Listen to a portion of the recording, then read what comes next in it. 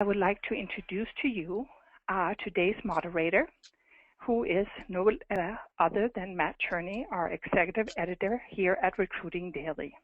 Matt tweets under Matt Charney and under Recruiting Blogs. Matt?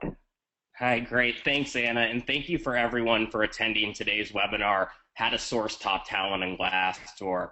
I'm really excited about this because I'm sure, as many of you know, Glassdoor is one of the fastest growing career-related destinations, and as they continue to roll out new product sets and features and capabilities, it's really broadening its applicability and usage for all parts of the recruiting process, not just necessarily reviews, but there are a whole bevy of ways to be able to apply Glassdoor. And last but not least, those is to sourcing and building a pipeline through competitive intelligence. So I am very excited to introduce today's two featured speakers. I'll let them introduce themselves, but we are the Knights of Knee, and together I think that we couldn't have a better panel of experts to talk through some of this. So without further ado, welcome Will Staney, who's the head talent lawyer at Glassdoor. Will, welcome. Thanks, Matt. Yeah, we've got Staney, Chaney, Charney. We are the Knights of Knee. Yep, it's great. No, I'm Will Staney. I'm head talent lawyer at Glassdoor, and what that means, we at Glassdoor really cherish recruiting innovation, employer branding, competitive intelligence, and really that's really what my role entails. I've built our recruiting function here at Glassdoor from the ground up.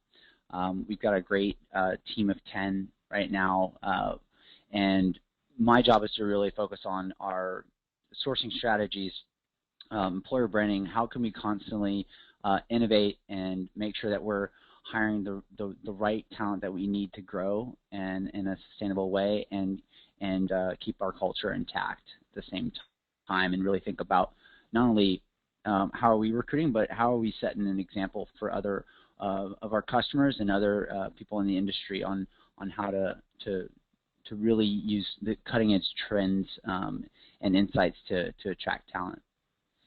Great, welcome Will. And from Staney to Chaney, I'd like to introduce my friend Brian Chaney, who's a recruitment sourcing executive with IBM. Brian, welcome. Thanks, Matt. I really appreciate it. I've actually, believe it or not, I've known both of you for a few years, and this is the first time we've had the luck to do an event together, so I'm excited. As you said, I am a sourcing executive with IBM, the RPO, or Recruitment Process Outsourcing division of IBM, which basically means that I am an internal consultant on sourcing and talent attraction best practices, and I get some digital dirt underneath my fingernails as well, and started my career in sourcing. So very excited to be here and talk talent with I know some very keen sourcing and branding minds. Right. So get into the presentation here, if my slides will advance, just so everyone can follow along. Obviously, we're a tech-savvy bunch, so please use the hashtag Glassdoor for some sweet tweets and the best insights and observations. You can also tag us or ask questions using GD for Employers, which is the Glassdoor employer handle, or at Recruiting Blogs as well. So without further ado, here's what we want to cover today. Three different things. I want to talk about sourcing strategy. And that's really how Glassdoor can be used with other channels for incorporating that into a comprehensive sourcing strategy to attract, engage, and recruit the best talent for now and the best talent for later through proactive sourcing and pipelining.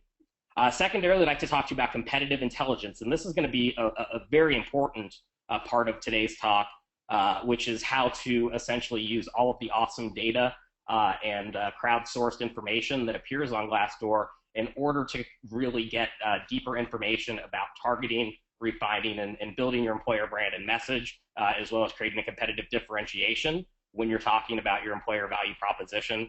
And finally, again, with that comes building your employer brand, and that's really how to apply some of the marketing and employer branding best practices that are available on Glassdoor to really amplify the sourcing and recruiting messaging that you're doing on other channels. So with that, I'd like to turn it over to Will. to talk about why to use Glassdoor to help you source. Will? Got it. Thanks, Matt. Yeah, I think when we think about sourcing, there's a lot of layers to it, and one of them is about having the intelligence to understand your target audience. You know, I remember in our recent branding summit, a lot of the speakers talked about realizing what personas are, and obviously who your competitors are. And one of the great things around with Glassdoor in helping with this is within the employer center. Within there's a ton of data that can really help you understand what are the demographic and interests. So the education, years of experience, even gender of the type of people that are researching you. So not only is Glassdoor a great place for candidates to research your company and your competitor companies and look for jobs, but it's actually a really great resource for recruiters and sourcers to get great insights and information on the competitors on talent as well. I know on our team we use it in a lot of ways. One of them is to look at, and I'm usually actually pretty surprised at who some of our competitors for talent have come up. It's not always people that are in our exact industry, and also finding out what are the top locations people are coming from to look at it. So as you know, Glassdoor is the fastest growing career community. We have over 24 million members, over 6 million pieces of content, you know, 300,000 companies on the site from over 190 countries with 15 million jobs and growing on the site. If you want to go to the next slide. All right, so we have all this information about these companies, and you can see trends as well. So when you have passive talent that you're sourcing and looking at, sometimes looking at the companies they're coming from, understanding the cultures they're coming from can actually help you determine if they're going to be a good culture fit for you. And also when it comes down to communicating with those passive candidates, what are some of the hot button items to look at? Glassdoor reveals to you what maybe some of the issues they may be having currently at the company they're at, but also maybe some of the issues that your companies may have that you know are going to be hurdles that you need to get through when communicating with candidates about what it's like to work at your company, right? And so you can be prepared for that. So when you go into these situations, you have better data to sell upon, to build rapport, and to get the conversation on the right track. So you know, knowing what even the current salary for that type of position at the company they're at, gives you a little bit more insight on maybe what type of salary to promote, right? So a lot of this can make you more efficient with understanding how to pull someone in and get into the process. And then analyzing the competition is another real big aspect of this. In the employer center on Glassdoor, and you can give access to as many people within your organization to this data as you want, and there's various roles that you can have. I give all my recruiters access to this intelligence, but it also allows them to respond to reviews as well, which is another tool which we can get into as well that can be used in this way. Being able to turn some of those negative reviews into something even more, what I think is more valuable than a positive review, showing that you understand what your strengths and weaknesses are and that you're working to fix some of those concerns, like maybe issues in the interview process, and then be able to reply to that and say, hey, thank you for this feedback. You've helped us improve. We now have made this change to our hiring process. We welcome you to come back and apply again. That's a way to source candidates back into your hiring process. But I think one of the most exciting parts around Glassdoor is analyzing your competition. So in the employer center, you can actually you can look at the awareness and actually compare your company with those of your competitors and see the kind of people that are attracted to your company versus maybe some of your competitors. You can also see what other companies' jobs. So if you look at under the candidate activity section of Glassdoor, you can see your job activity, what jobs on Glassdoor are getting the most attention from candidates, but also your competitors' jobs. Like I was actually really surprised to find that some of the jobs that are getting the most clicks from our profile that are not Glassdoor jobs come from like Gucci and Puma, and like these are consumer brands that are much different than ours. But it's insightful to know that maybe we should be looking at people at those companies as well, right? And I think Brian wanted to go into motivators and how some of this data can help with that as well. Go ahead, Brian. I think one of the things, like you said, Will, that it's good to be able to address issues. But as we're looking at competitive intelligence, there's early stage research that Glassdoor is good for, and then as it goes through the process of figuring out what that persona looks like, and then you get even more granular. What do the specific skills look like? One of the things that I like to do on Glassdoor is actually looking at both direct and indirect competitor reviews, and that helps me figure out what motivators are underlying. So if you hear a lot of people reviewing, a lot of employees, past or current employees, reviewing specific benefits, reviewing leadership, reviewing communication style, reviewing the specific departments within an organization, that really is a big flag for me to say, okay, these are things that the company obviously values or values less than maybe they should, if it tends to be more of a negative review, and then look at how people are responding to those specific reviews. So figuring out what gets people amped or excited about that role at that specific company. And AMPS, by the way, is a little acronym that I came up with. It's advancement, money, people, and technology, but everybody has different things that get us amped about a career. And so looking at those reviews gives you not only issues that you can address as an organization, but also that you can use within your recruitment marketing message. Because as anybody knows, if you can source thousands of candidates, but nothing happens until you get someone engaged. And the acronym AMPS, the first letter A stands for advancement. So your career, what are the opportunities at a company? How can you look at the career path at competitors? And you can tell what's important in the reviews that you can see specifically on Glassdoor. So advancement is number one. Number two is a big one. It's money. It's the remuneration, benefits, compensation. You can actually advance to the next slide, and that is a huge motivator. And you can tell by reviews, who is paying market, and then you can look at it further down to the role level. So maybe the salespeople are paid well at a specific organization, but the developers or software engineering talent is not paid what the market will bear. They'll know that. Talent knows that, and they'll share that specifically within the Glassdoor reviews. And the third driver is people, or your culture, the team that you work with. And if you can look through the reviews and see if people are talking about good people to work with within their specific division, that gives you information to not only earmark, right, from an organizational standpoint, but also to look at, hey, the developers really enjoy the culture and the environment that they develop there, and looking at specific competitors and figuring out where people don't like the culture, they don't like the people that they're working with, and that's a huge indicator of enjoyment and the culture experience.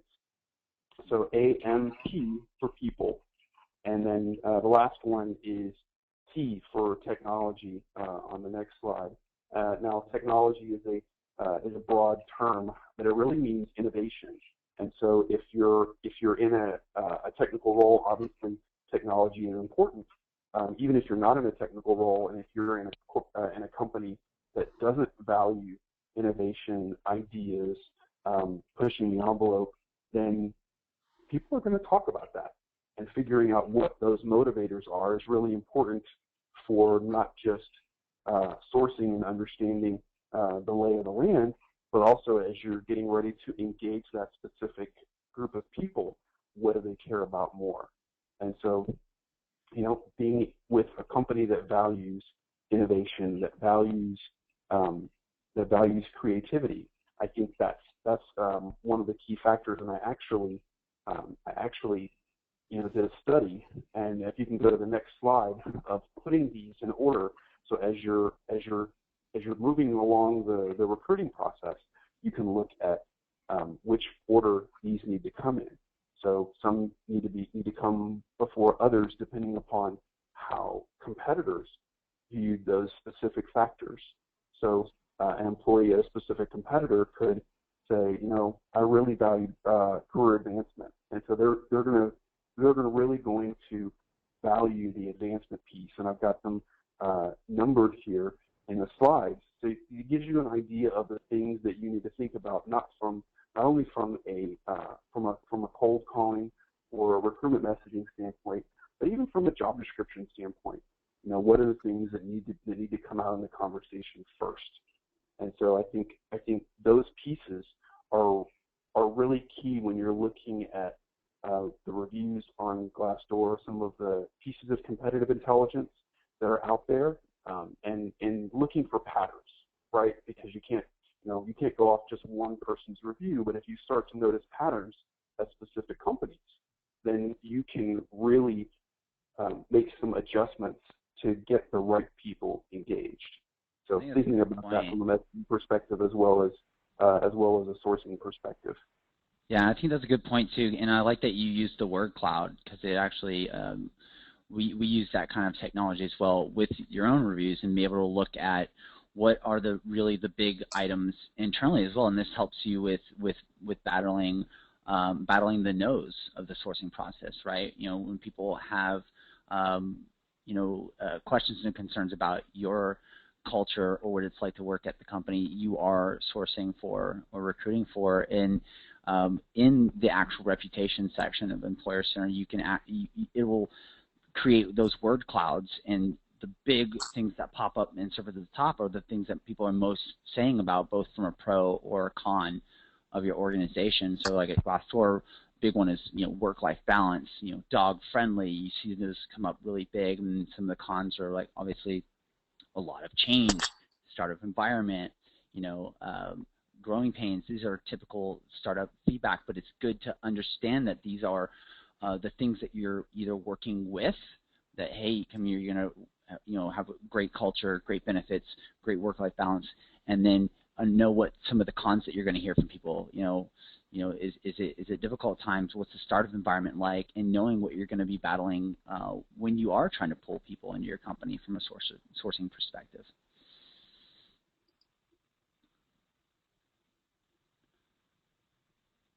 Right, and we talked about a little bit this before.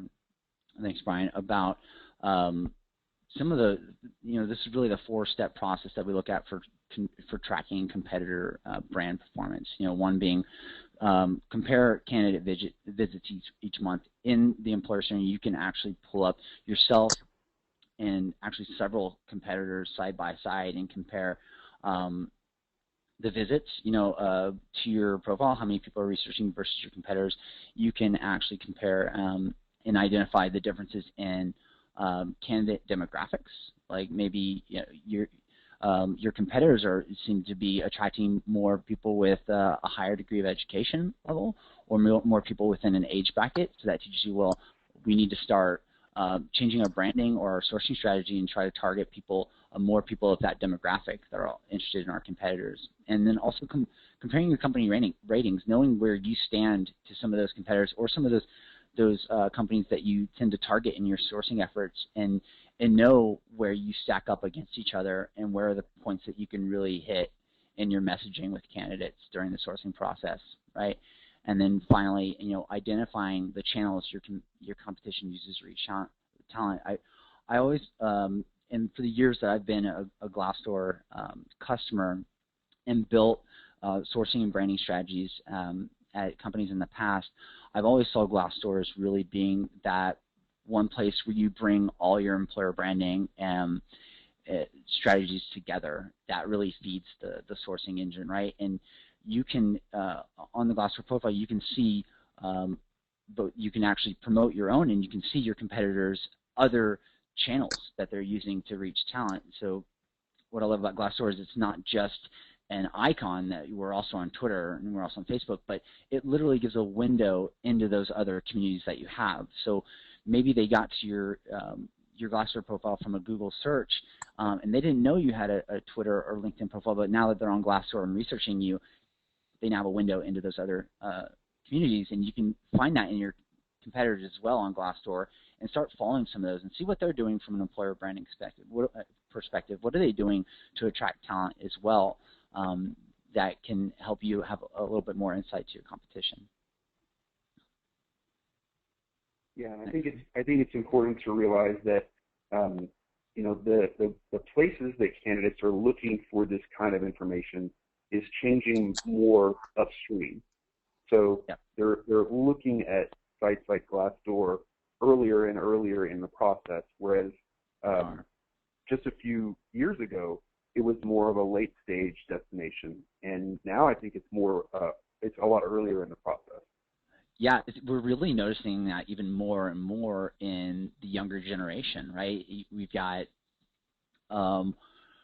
right now a majority of people in the workforce that grew up in this internet generation where everything is based on reviews and doing your research. Like most people, before making any decision, look at reviews and research it a little bit now because that data is out there, right?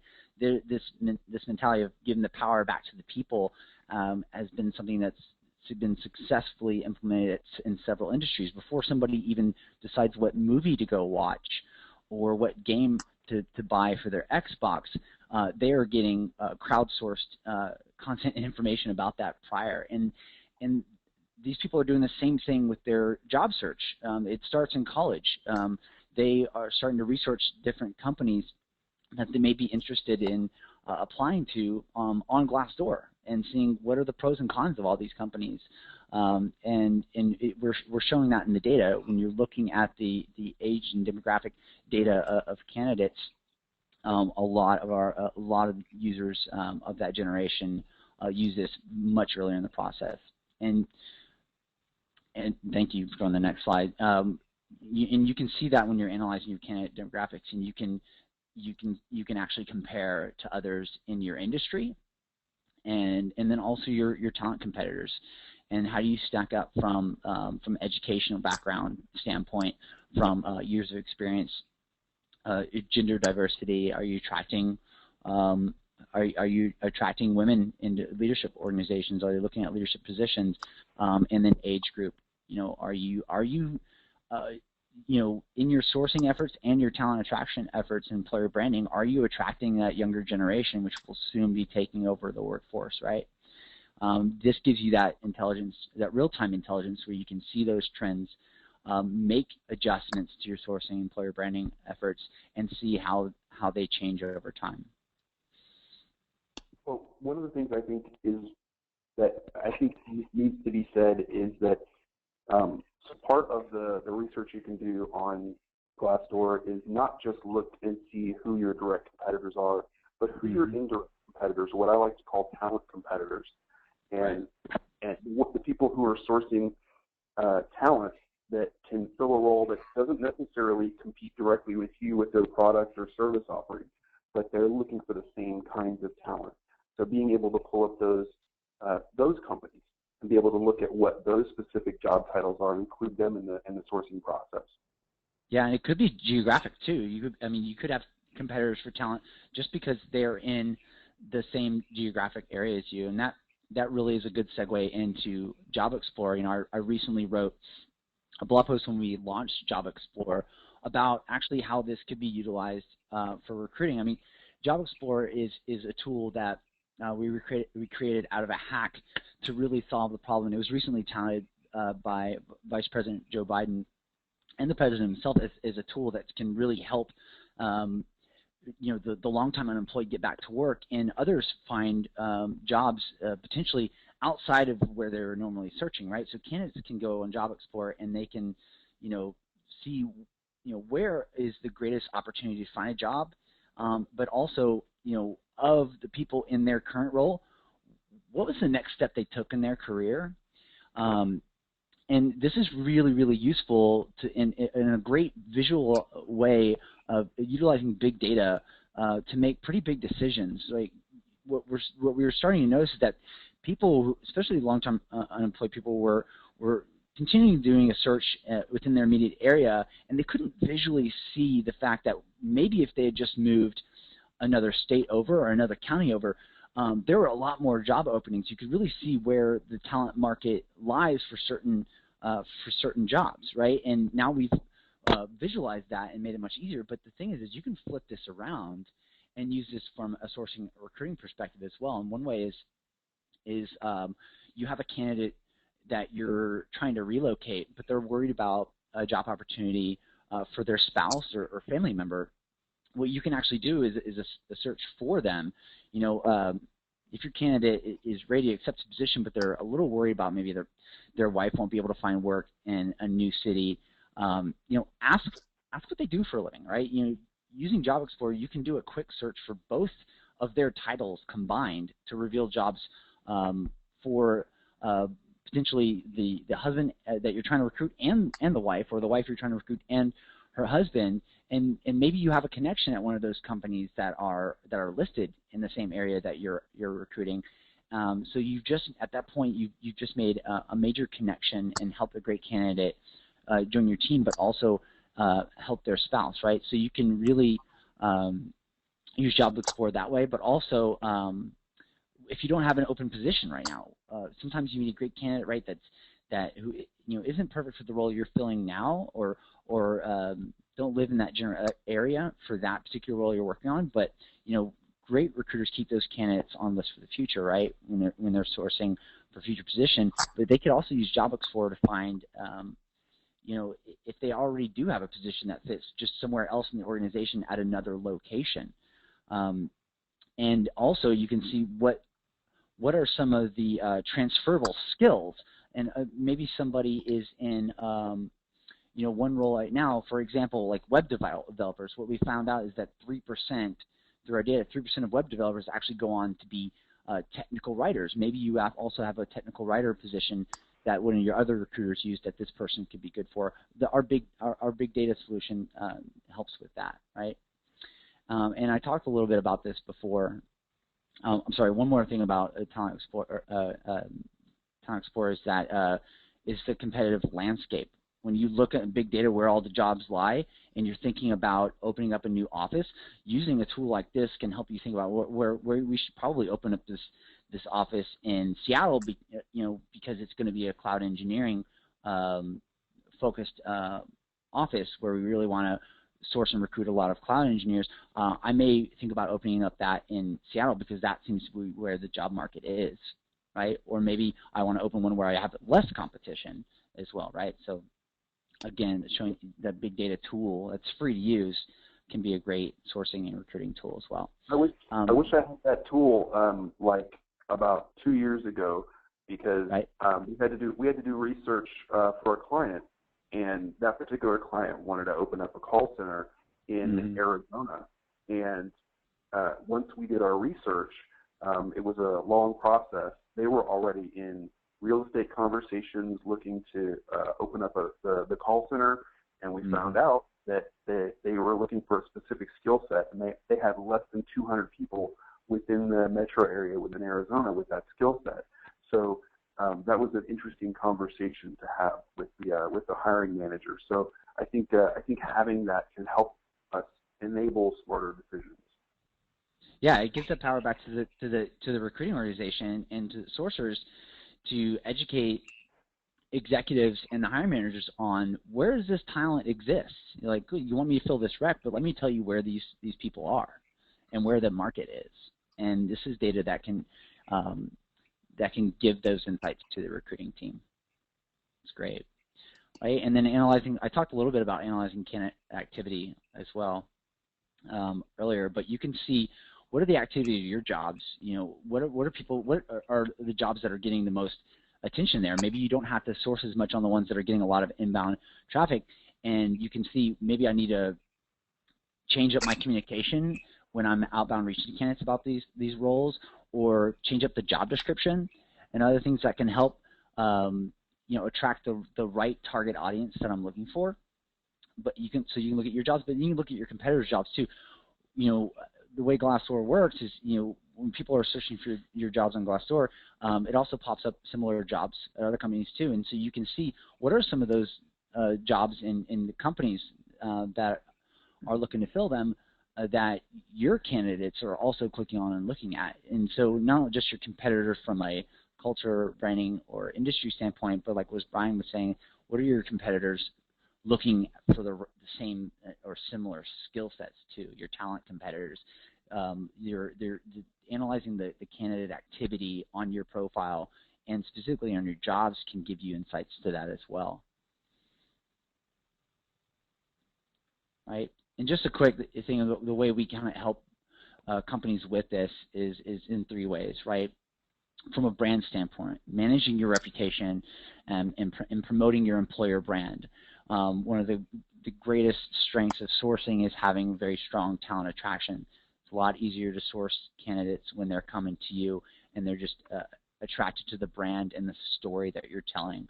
I'm a big firm believer that sourcers are marketers and they are talent attraction specialists. It's all about the messaging, whether that messaging be on social media, through email, or on the phone. Having them really understand your brand and having a lot of channels where you are in a multi-channel approach, getting that message out there helps a sourcing organization thrive. Another way that we do that is through influencing, driving targeted awareness around diversity or other initiatives. So targeted display ads on Glassdoor, and then hiring, the job ads themselves, being able to advertise your jobs to uniquely target the right candidates at those sweet spots when they're researching your company, when they're in job search mode, or just passively following your company because they like your brand. A lot of that can help arm your sourcing strategy and bring in more candidates.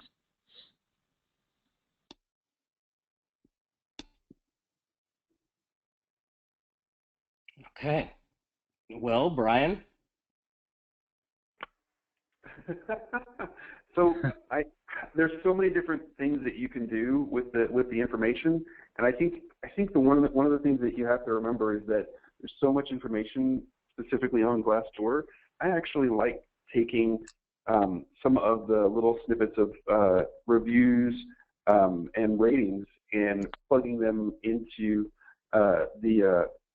my search engine du jour and seeing what other results come up, especially if there's a word or phrase that I haven't seen pop up on a resume or social profile. So I think that's one of the things from a research perspective that gives me some extra terms as I'm building the search string that I can look for one of my variables to toss in there, because I think that gives you more of an insight into the mind and the workings of the talent that you're trying to reach. So that's one of my favorite things about the research side. I think there are so many different things that you can do with the data. We talked a little bit about earlier stage in the intelligence gathering phase. We talked about specific candidate sourcing, at a high level. I think there's also a little bit of that conversation that happens that I think that some of that information empowers as well. So I think there's so much that we can talk about. We could probably do another webinar, but I think for right now it's more like the first 2/3 of that recruiting funnel from a sourcing perspective. I think it just helps get inside the mind of the candidate. Right. I feel like you're really taking sourcing to another level when you're really preparing for the search in the right ways and using data to really steer that strategy, right? And then Brian and I were actually talking last night a little bit about this in preparing for this webinar around the communication, and you just mentioned it just now as well. The way we've kind of used it at Glassdoor is, we're a very open and transparent culture, not only in our products but in our culture itself. And when we in that communication out to candidates, a lot of times we will share specific review content on our site that's specific to a certain type of role, or we think may speak to that specific individual, sharing individual reviews, or making sure to encourage candidates when we're reaching out to them to go check out our Glassdoor profile, and letting our culture and our employees sell them, and not just our sources and recruiters.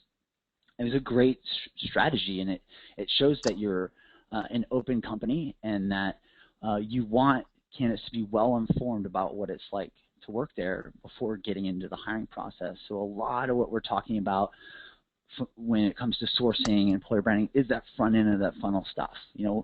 Arming candidates with more information so that they can make a best decision for their career. And I think ultimately when it comes to us as recruiters and sourcers, we're not trying to convince someone to just fill a seat. I mean, we want to make sure that it truly is the best next step, next opportunity for that candidate, especially one that's maybe not even looking for a potential job right now, right? So you can use a lot of this data, a lot of these reviews, a lot of the competitive data in the Employer Center, which a lot of it is free, right? It doesn't cost anything to go on Glassdoor to get an employer profile to respond to reviews. It doesn't cost anything to encourage your employees to be transparent and share information. It doesn't cost anything to look at some of the basic analytics and competitive information of where you stand with your competitors on there. So I encourage anybody to go on, if you aren't utilizing Glassdoor in this way, to do so. It doesn't cost anything to do so. You can be taking advantage of this stuff today, and giving your resources and your recruiters access so that they can use it as well. Great. Thank you, guys. And so at this point, I have some questions prepared. If you have any specific questions, again, please use the hashtag Glassdoor or type them in the chat box, and Anna will be chiming in with those. But I would like to take a step back here. Brian, you had mentioned that, obviously the way that candidates find companies and companies find jobs from a sourcing perspective is changing, and that the application of Glassdoor has really gone from being a back of the process to a front of the process kind of tool for many job seekers. At this point in time, to you, what are the hallmarks of a world-class sourcing strategy? How has that changed? And in what way do you think that Glassdoor fits in to delivering on that sourcing strategy for employers today?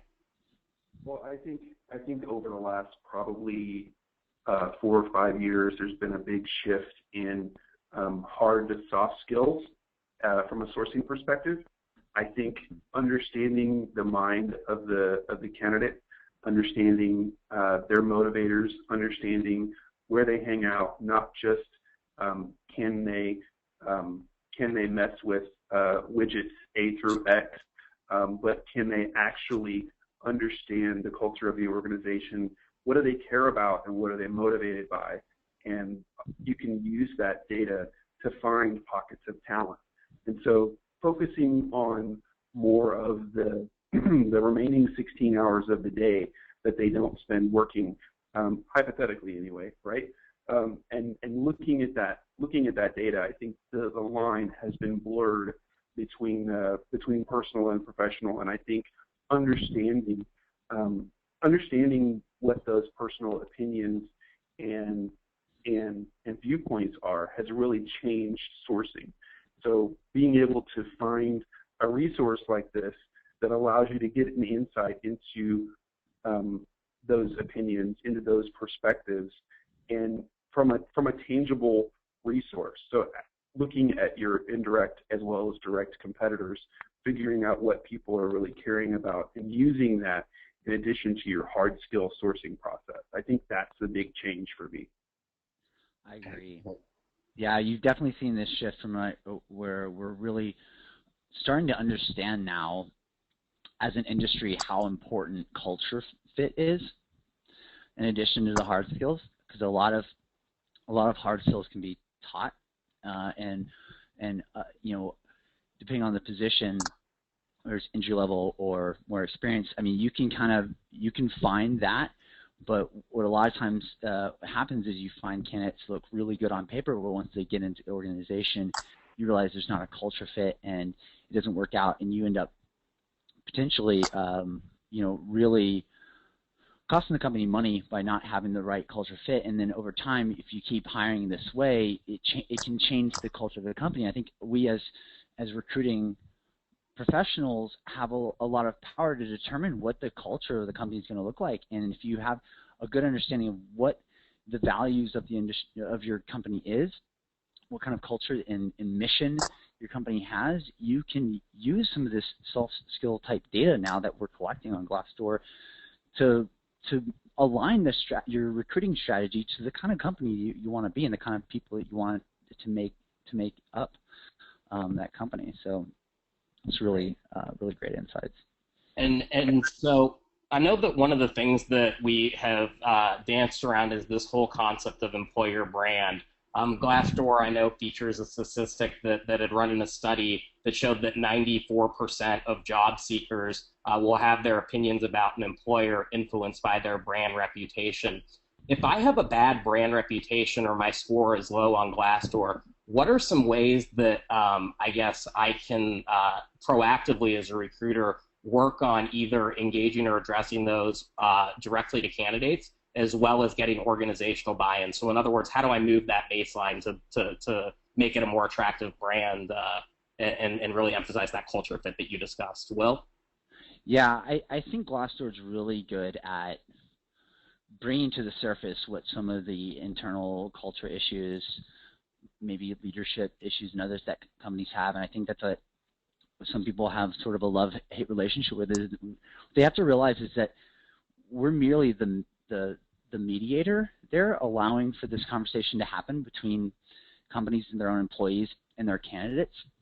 And it actually first takes actually making positive change internally at your company to have this change, right? So, looking at the data that Glassdoor provides to understand what positive changes you need, and then actually doing those, and then going back on Glassdoor and responding to reviews, really focusing on employee engagement and letting those employees understand, not trying to persuade them to give positive reviews, but just really let them understand that you are open to feedback, that you're an open, transparent company, and that you want them to go on Glassdoor to provide that feedback. You can use Glassdoor, and we've got templates available on the site, as a way of sending out surveys to your employees on, what things they love most about your company and what are some ways that you guys can improve. And I think by just getting more people to provide content about what it's like to work at your company, you're gonna help. It's gonna help you grow, because when you're transparent, just the natural way that goes is towards progression and fixing the solutions. Just like any any relationship, it takes communication and working on what can make it better in the long run. And I think Glassdoor is really good at being that mediator between that to help companies do that. But it does take actually making change. Your employer brand and your reputation is not just what you say it is, it's what it truly is. And you have to actually make positive change in your organizations to make it better. And you see the trends that happens. You look at certain companies and you see, like, a company IPOs and, they have a great CEO and leadership team, and you can see the employee sentiment go up and up, and then maybe something happens, the CEO leaves the company, something changes in leadership, there's a reorg, and then boom, you see it dip down and you see it come up in the reviews. And if you're, as a company, monitoring that, you can see these trends, and you can try to get more real-time feedback to stifle that decrease in your employer brand or your reputation. And on the other side of it too is you can see your competitors, and you can see when those trends happen and employee morale goes down, and maybe that's a good time to be targeting that company from a competitive talent standpoint, right? So there's a lot you can do. Okay, yeah. Great. Go ahead, Brian. I was going to say, well, you answered what the company could do, because that was a question actually I saw on Twitter from the Glassdoor hashtag. They said, how can you manage bad reviews from a corporate standpoint? Receiving bad reviews, we'll pretty much cover that, and I think it's a much bigger conversation, right? Yeah. But I think from a competitive talent perspective, you got to love bad reviews. You really have to enjoy getting that information straight from competitor talent and understanding that that's going to affect their receptiveness to your cold calls, your outreach, your conversations. So I kind of love it when it's not the company that I'm recruiting for. Yeah, maybe, but I kind of don't mind it when it's the company when it's the company I am too, because it gives me an opportunity to show, that one, we understand we're not perfect, and we're constantly working towards perfection. Some really good examples of this is when I've seen CEOs respond to the CEO reviews. Responding to their employees as a candidate, when you see that kind of transparency, that CEO takes time to read the reviews that they're getting on Glassdoor and then respond to them and make positive changes based on that feedback, that's huge. A candidate sees that, and even if some of that was negative, it's the fact that they're seeing that kind of transparency and that kind of leadership totally outweighs that, and it makes them even more interested in working for that kind of leader or that kind of organization, right? So sometimes a negative review is more of an opportunity than a deterrent. Well, it is, because you can get bad experiences happen everywhere, right? Yeah. That's how you deal with the problem. No one's perfect. Yeah. And so one last question for me before we open it up to the audience. I do understand from Anna we have quite a few questions. But Brian, you had talked a little bit about really having all of this background information and competitive intelligence prior to making that initial outreach to candidates. Just from an individual recruiter tactical perspective, what's the best way to kind of highlight or feature that intelligence, either in a cold call or an email? Just talk to me about how you would use that competitive intelligence to craft the most effective message. So one of the things that I advise teams of recruiters to use is the specific motivators that I mentioned a little earlier, and not to say, hey, by the way, we hear you care about money. That's not the way to go. but if you understand that the top two motivators are advancement and money, then you can say, hey, I found your profile. I really think you're a match for this specific role because of these two things. There's a compensation plan that's uncapped for sales, and from an advancement perspective, we're growing our team and we're looking for leaders. So if you give them that specific compelling factor and you put some skin on it, you put it from their perspective, then that's a way that they can really understand that story a little better. It takes away the why should I care approach that most cold candidate contact is going to have. Great. Okay, so with that was a great answer, Brian. Anna, what are some of the questions that we're getting in from the audience?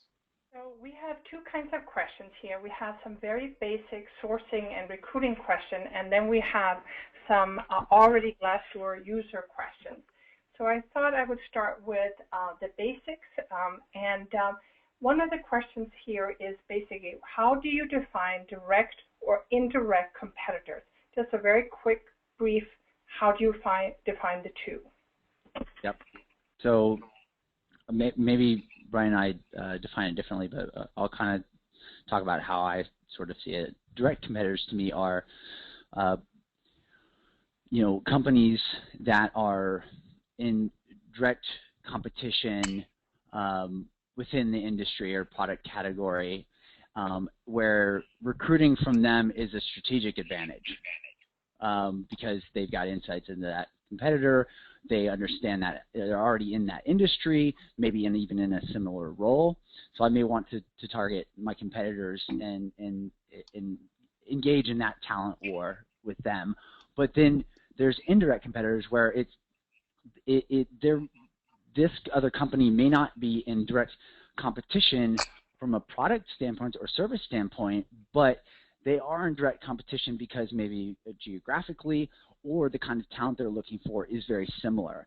What's great is Glassdoor helps reveal both of those type of competitors to you, and also how users on the site view as through their actions of how they're clicking from maybe you to another company and are comparing.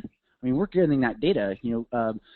Users themselves can compare companies side by side and look at their ratings, and we know what companies they're comparing through their usage, and that kind of intelligence helps you understand both direct competitors and maybe secondary, more talent competitors. Brian? Excellent. I like the phrase talent competitors because you might not be competing on the NASDAQ, right? You might not be competing for mind share of client, but you're competing for mind share of talent. And so a talent competitor is someone who's recruiting the same skill set that you're going after, and I think we're pretty much aligned on that. Well, yeah.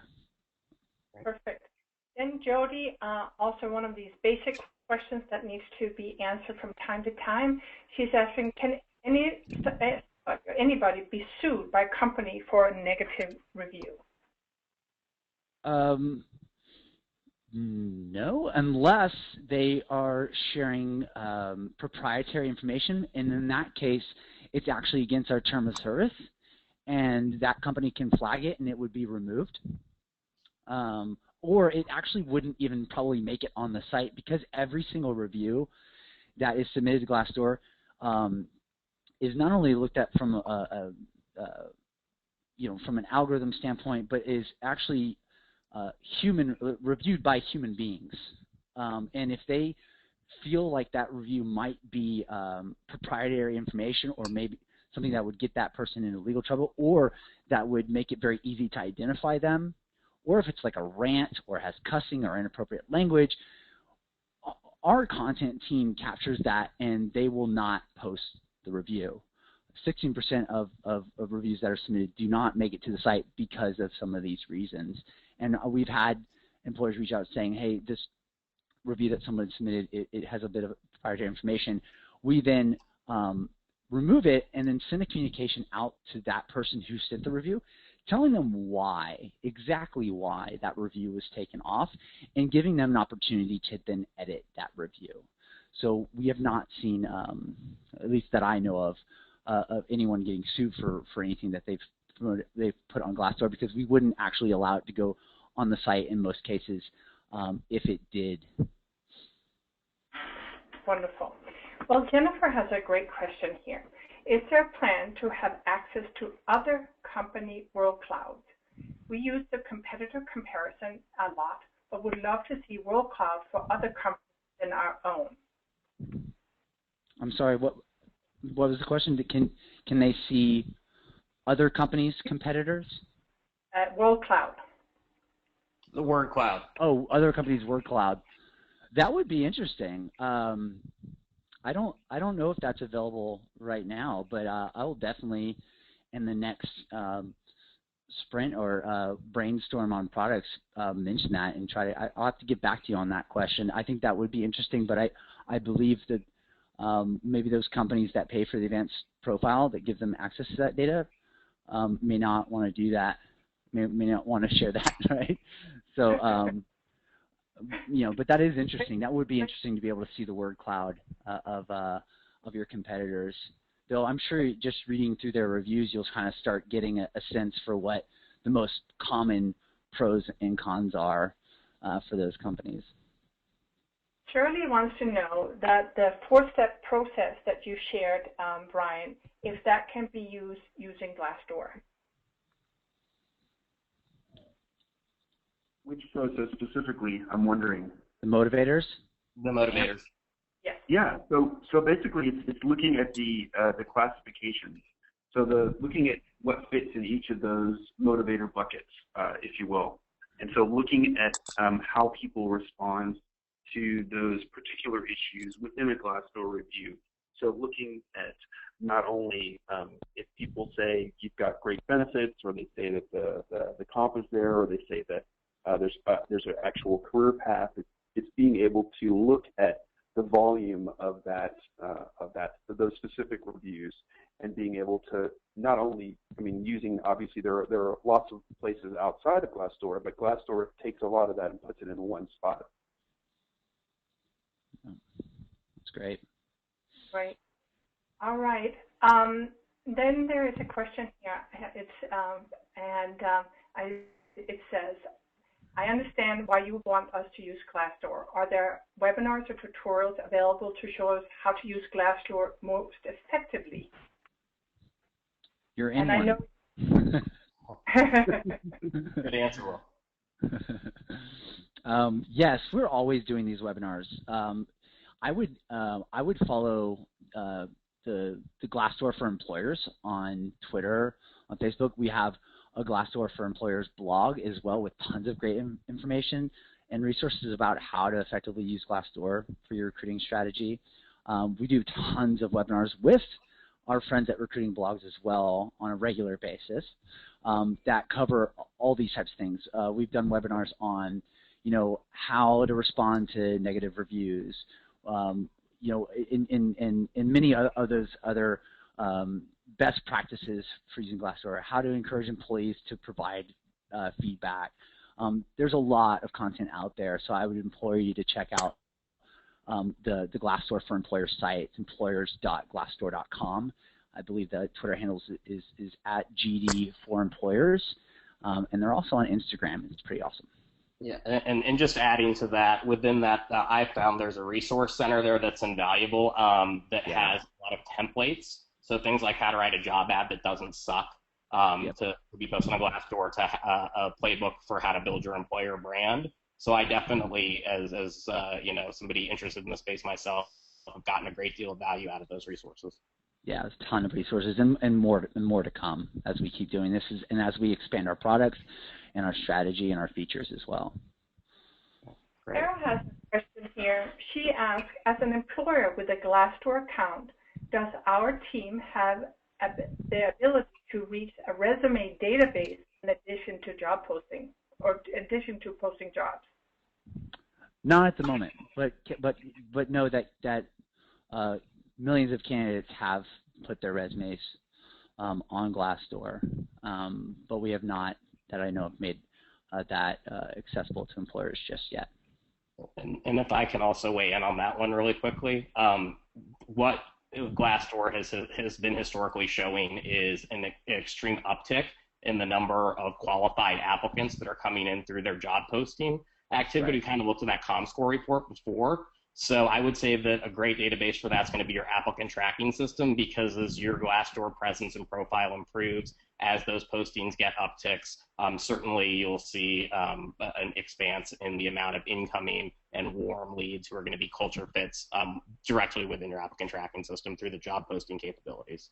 And those and the quality of those leads as well. I mean, Glassdoor is a quality play from a job board perspective. It's about branding and positioning and being transparent to allow the right candidates to get very excited about and then have the job right there in that research phase and apply, but also for them to self-select out too. Maybe they read the reviews and they realize, okay, that's not a good place. That's one less applicant going into your ATS that ultimately isn't going to be a fit culturally, right?